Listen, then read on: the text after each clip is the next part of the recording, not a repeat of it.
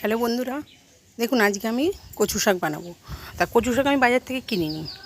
আমাদের এইখানেতে কচু শাক হয়েছে, দেখুন কি বড় গোড়াখানা, দেখুন কি মোটা হয়ে গেছে। এই যে প্রচুর অনেক কচু শাক হয়েছে। তা আমি কি করেছি, এই যে এইখানটা থেকে একটা তুলেছি, তারপরে ওই দিক থেকে তুলেছি, এই যে আবার জলের মধ্যে ছিল সেগুলো তুলেছি, তুলে দেখুন পাতাগুলো সব ফেলেছি কেটে কেটে। হ্যাঁ, প্রচুর কচু শাক, অনেক কচু শাক আছে। তো এইগুলোকে আমি তুলে নিয়েছি, তুলে নিয়ে ভালো করে ধুয়ে নিয়েছি। দেখুন বন্ধুরা কত কচু শাক হয়েছে, দেখুন চতুর্দিকে ভর্তি। দেখুন তা কচু শাকটা তুলে নিয়ে এই যে কেটে নিয়েছি আমি। এবার এটাকে ধুয়ে টুয়ে কেটে নিয়ে এবার এটাকে আমি সিদ্ধ বসাবো। আর এই কচু শাকের জন্য আমি এখানে নিয়েছি পেঁয়াজ কুচি, কাঁচা লঙ্কা, রসুন এবং আদা। জানেন বন্ধুরা, এই কচু শাকটা আমাদের কুটকুট করে না, খুব ভালো জাতের কচু শাক। এবার আমি কচু শাকের এই কড়াটাকে গ্যাস জ্বালিয়ে নিয়েছি, এর মধ্যে এবার চাপিয়ে দিলাম, এটাকে একটু সিদ্ধ করে নেব। এর মধ্যে দেবো নুন। দেখুন না, এর মধ্যে আমি নুনটা ঢালতে গিয়ে একটুখানি নুন পড়েছে, তো এর মধ্যে অল্প করে একটু নুন দেবো। আর দিয়ে দেবো একটু তেঁতুল। কারণ তেঁতুলটা কেন দেবো, অনেক সময় অনেকে বলে গলা কুটোচ্ছে, কিন্তু আমরা খাই তো গলা কুটকুট করে না, তবে আমি একটু তেঁতুল দিয়ে দিচ্ছি। এবার কী হবে, তেঁতুলটার জন্য গলা কুটকুটোটা বন্ধ হয়ে যাবে।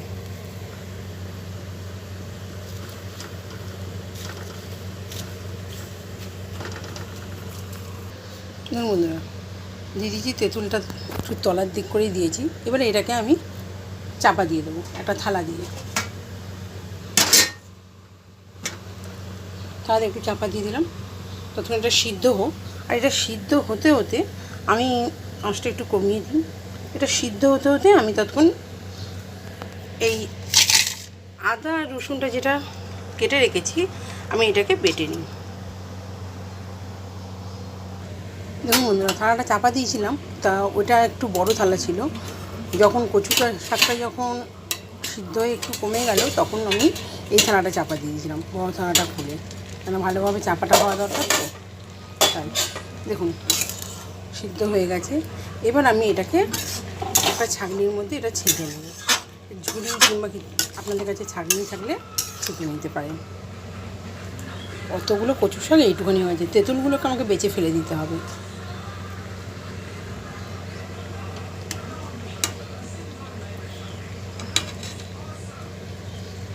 থালাটার মধ্যেই রাখি আপাতত।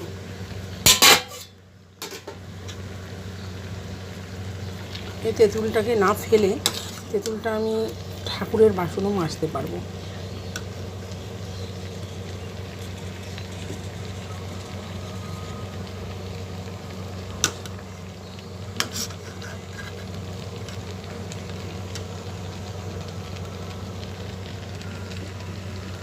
একটুখানি আছে, এইটুকু আছে, এটাকেও তুলে নিলাম, বাস।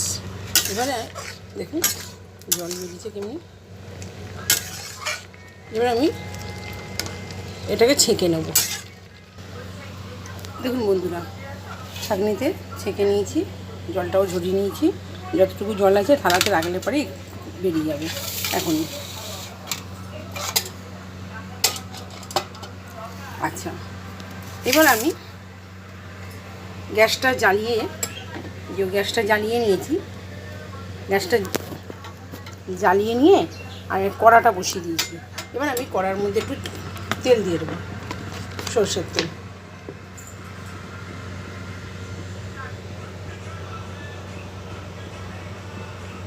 কড়াতে তেল দিয়ে দিয়েছি, তেলটা তখন গরম হোক।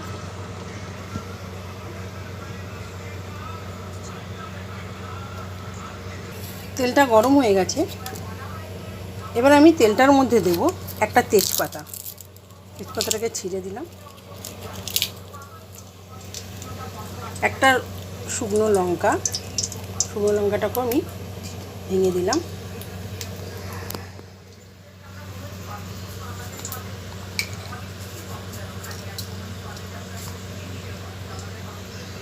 আর দেবো একটু কালো জিরে।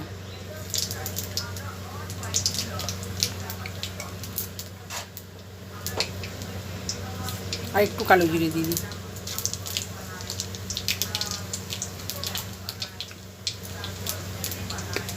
এবার ভেজে রাখা কুচিয়ে রাখা পেঁয়াজগুলোকে দিয়ে দেবো।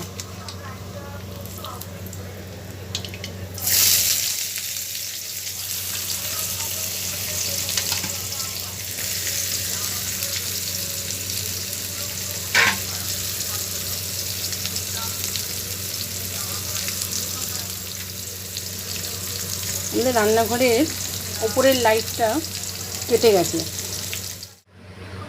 তো লাইটটা কেটে গেছে, লাইটটাকে আর লাগানো হয়নি। দেখুন বন্ধুরা, পেঁয়াজটা একটু লাল লাল হয়ে গেছে, পেঁয়াজের সাথে সাথে কড়াটাও লাল লাল হয়ে গেছে। আসলে কড়াটা আমি সেরকমভাবে ধুইনি তো কচু শাকটা সিদ্ধ করে, তাই জন্য কচু শাকের কষের মধ্যে একটু লাল লাল হয়ে গেছে। আচ্ছা, পেঁয়াজটা লাল লাল হয়ে গেল। এবার আমি এর মধ্যে বেটে রাখা আদা এবং রসুনের পেস্টটাকে ঢেলে দেবো। এই যে আদা রসুন পেস্টটা ঢেলে দেবো।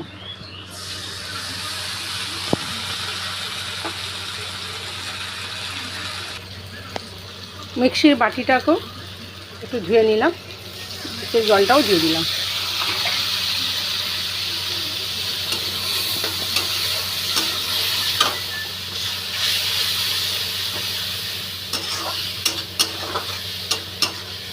এবার এর মধ্যে একে একে গুঁড়ো মশলাগুলোকে দিয়ে দেবো।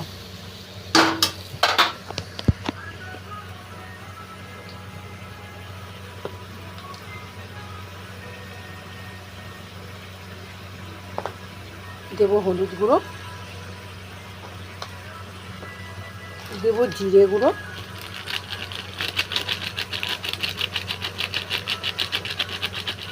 জিরে গুঁড়োটা আমার রাখার মতো জায়গা নেই, একটা ছিল, যা বড় বড় ইঁদুর ঢোকে না আমাদের এখানে, ইঁদুরের কোথায় নিয়ে চলে গেছিলো, তারপর থেকে আর আমি ঢালি প্যাকেটে করে ডিপের মধ্যে ঢুকিয়ে রাখি। আর দিয়ে দেবো কাশ্মীরি লঙ্কা গুঁড়ো।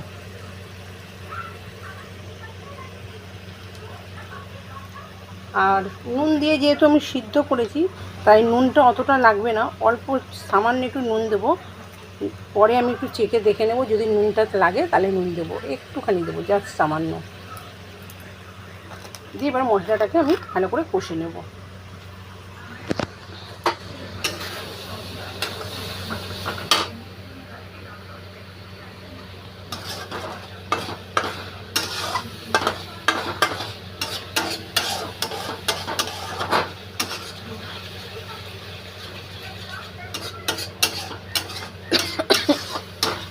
খুব সুন্দর গন্ধ বেরিয়েছে।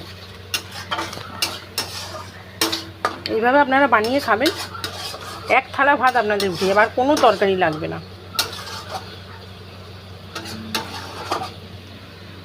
কষতে হবে ভালো করে, নাহলে কাঁচা রসুনের গন্ধ ছাড়বে।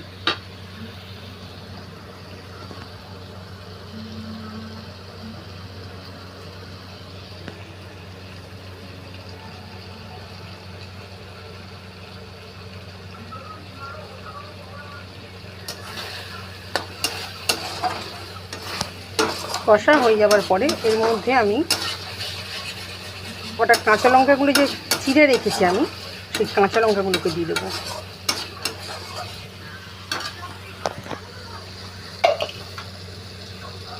কাঁচা লঙ্কাগুলোকে চিড়ে রেখেছি, যে দিয়ে দিলাম কাঁচা লঙ্কার চিড়াটাকে।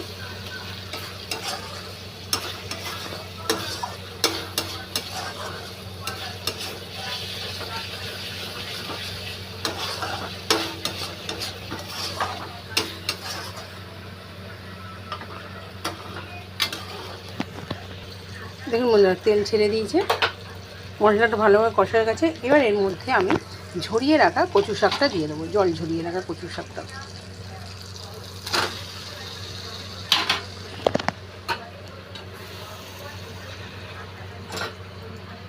আমি রান্না করতে করতে না এমনভাবে আমি কাজ করি, অর্ধেক সময় তেল ছিটে ছিটে আমার গায়েতে, আমার হাতে পায়ে এরকম মতো আমার ফোসকা পড়ে যায়। এখনই দেখলেন তো কীভাবে ফেললাম, কিছু করার নেই না, একা একা ভিডিও করি। মহিমা পড়তে যাবে, ছেলেটা গেছে মামার বাড়ি, দীঘা থেকে এসে আমার বোন আছে, তাই ওইখানেই ও থাকে। আমি একা একা যেইভাবে পারি ওইভাবে করি। যদি আমার থেকে কোনো ভুল হয়ে থাকে বন্ধুরা, মনে কিছু করবেন না, একটু মানিয়ে নেবেন, কারণ আমি ভুলভাল বকবক করতে থাকি। রান্না করতে করতে হয়তো ভুলেই গেলাম কোনো কথা, আবার পরে সেটাকে বলতে থাকি। এইভাবে নাড়তে নাড়তে নাড়তে নাড়তে শুকনো শুকনো হয়ে যাবে। আপনারা তো ছোলা দিয়ে, মাছের মাথা দিয়ে, ইলিশ মাছের মাথা দিয়ে, চিংড়ি মাছ দিয়ে করে খেয়েছেন। একবার এইভাবে করে খাবেন, কিচ্ছু আপনাকে এর মধ্যে দিতে লাগবে না। শুধু আদা বাটা, রসুন বাটা আর পেঁয়াজ কুচি, কাঁচা লঙ্কা, এই গোটা দিয়েই আপনি খাবেন। আপনার এক থালা ভাত নিমিষে শেষ। মহিমা কদিন থেকে বলছে কাকি আমাকে একটুখানি কচু শাক করে খাওয়াও। আমার ছেলেটাও বলছে মা একদিন কচু শাক করো। আজকে কি করলাম, অফিস থেকে এসে ভাবলাম কি রান্না করব। তারপরেতে দেখলাম কচু শাক প্রচুর হয়েছে, তাই অল্প করে একটু কেটে নিলাম, কেটে নিয়ে কচু শাকটাকে বানালাম। ওরা কচু শাক খেতে খুব ভালোবাসে আমার হাতে। হয়ে গেছে আমাদের কচু শাকটা। এবার আমি অল্প একটু চিনি দিয়ে দিচ্ছি, চিনি ছড়িয়ে আর একটু নেড়ে ছড়িয়ে এবার নামিয়ে নেব। দেখুন বন্ধুরা, রেডি আমাদের কচু শাক। বুঝলেন কত সুন্দর দেখতে লাগছে, তার উপর দিয়ে কাঁচা লঙ্কাগুলো সাজিয়ে দিয়েছি, আরও সুন্দর দেখতে লাগছে, খেতেও বেশ হয়েছে। এরকমই আমাদের চ্যানেলে নতুন নতুন ভিডিও পাওয়ার জন্য আমার চ্যানেলটিকে আপনারা লাইক, কমেন্ট এবং শেয়ার করে দিন। তাহলে আমার চ্যানেলে আপনারা প্রত্যেকটা দিনের নতুন নতুন রান্নার রেসিপি পেয়ে যাবেন। বাই বন্ধুরা।